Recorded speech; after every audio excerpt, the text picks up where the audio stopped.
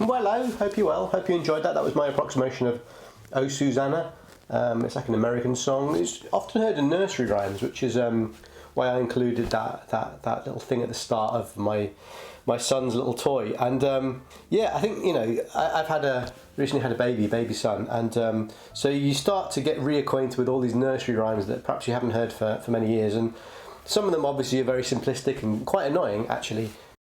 But Oh Susanna is a really interesting tune, and that's why, you know, when I was listening to it, just in the background, I thought, you know, that's worthy of approximation. Why? Because it's like a classic melody.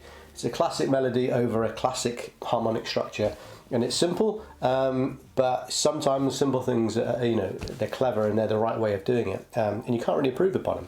So this is an old song that goes back to 1848, according to Wikipedia. And the lyrics of the song is using some kind of racial slurs, so really inappropriate for the modern age, and it's certainly inappropriate to have as a nursery rhyme. Really, when you think about it, you know, this tune has been played to kids, but obviously all the kids ever hear is just a little melody. They never hear the words being sung, and it's not a song that you would sing over. The little electronic kids toy played the tune in C major, so that was nice and easy for me to go and, you know, reproduce it, embellish it, add some different chords, different harmonies. But yeah, let's go over to the piano and I'll show you what's going on. So in C major, kind of classic chord sequences. C, A minor, minor 6, da, da, da, and then the 4, 5. Oh, you can play a minor 2 and then a 5. I usually play minor 2 then 5. But if you play a D minor 9 like this, you kind of got the F chord in there anyway. So it's implying a 4th, but actually it's a minor 2. And then you know, in that 5th there, the G, I'm kind of like suspending it, and then resolving, or you know, not really resolving, but going back to that 3rd there. So suspending.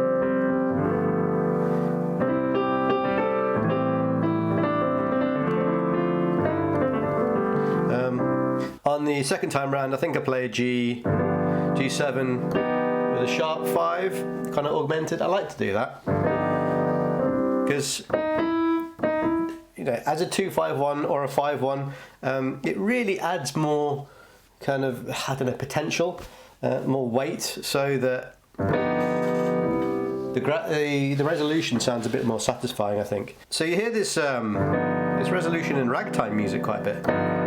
It's quite jarring because but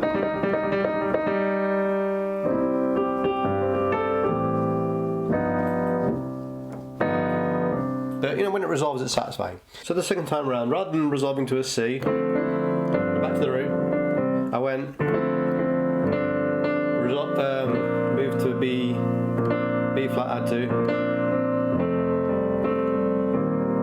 then an F. E flat major 7, kind of D major 7, D minor 7, sorry, and D flat major 7.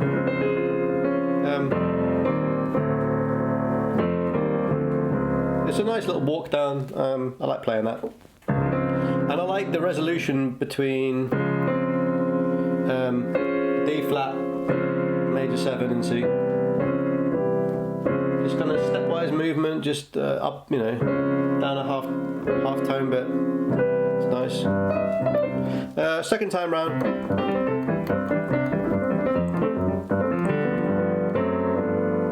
Bit of ragtime thing. Yeah, not much to say. I kind of go a bit off course, and then I end with a bit of a Wonderful Christmas Time type chord sequence, which I love. So going back to this lovely D minor 9 thing, and then to the G7 with loads of embellishments. What's that? G, D, F, G, A, B, E, yeah. And then the E minor, A minor, F to the B flat 7, kind of backdoor. And then yeah, into the, I play the little refrain again, a bit delicately up in the upper register. And then, oh yeah, it's worth telling you about the ending, this little line. I first heard this in a George Shearing album. I'm a big fan of George Shearing. He's a jazz pianist, and George Shearing's use of harmony is quite unique. He plays these big chords and then kind of like moves around. I can't imitate his style, but he kind of moves the melody with these different chords. Very, very complicated voicings. One day I'd like to learn some George Shearing music, but I'm nowhere near good enough. But anyway, there was this little little movement that I heard in one of his pieces, and I really loved it.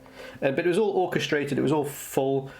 There was all of the different instruments within his band were playing, picking up the different notes to create these quite complicated voicings. But I'm just picking up the main line. So you've got C, and the melody line goes down to a G, but you've got a kind of harmony in the B flat in the left, and then it flips back to B flat on the top, A flat in the left hand,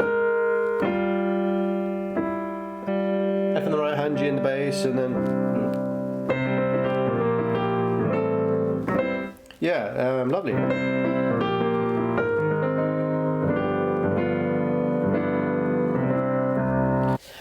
Anyway, thanks very much for watching.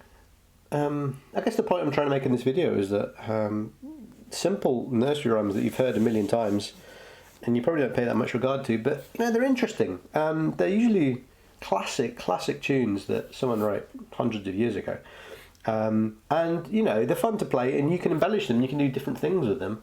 Not that I've done that much by reharmonization in this video, but you get the point. You can play with them, just like you would play with the toy when you're a baby. When you're an adult, you can pick up these nursery rhymes, these little tunes, and play with them and have fun.